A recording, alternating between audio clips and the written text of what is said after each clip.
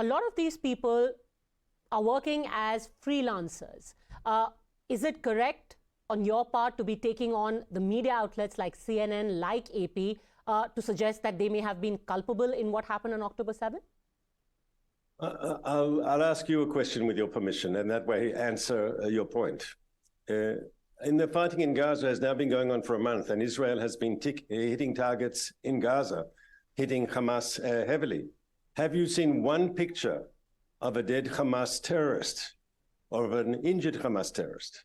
And the answer is no, not one picture.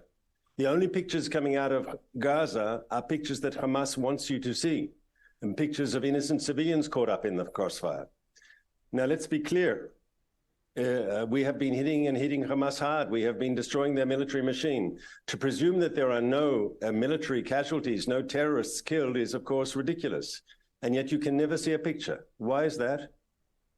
Ambassador Regev, I'm going to ask you straight away, is it your suggestion that the media houses like CNN, like AP, are hand in glove with the Hamas, that they are trying to cover up or at least whitewash or turn a blind eye to what Hamas is doing, and that they were hand in glove with the Hamas in what happened on October 7th?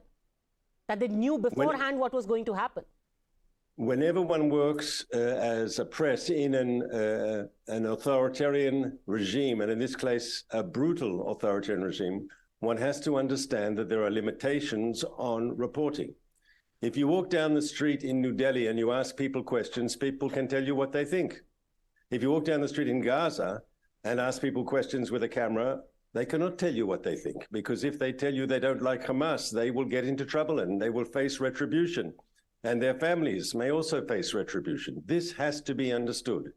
And if I'm a journalist living in Gaza, working under a Hamas regime, a brutal regime, it's clear that there are certain stories I do not talk about. It's clear that there are certain pictures I do not take. It's not about Palestinians specifically, about anyone who lives in an authoritarian regime. There are different rules for journalists in democracies, and there are rules very different for journalists who live in autocracies. But I'm not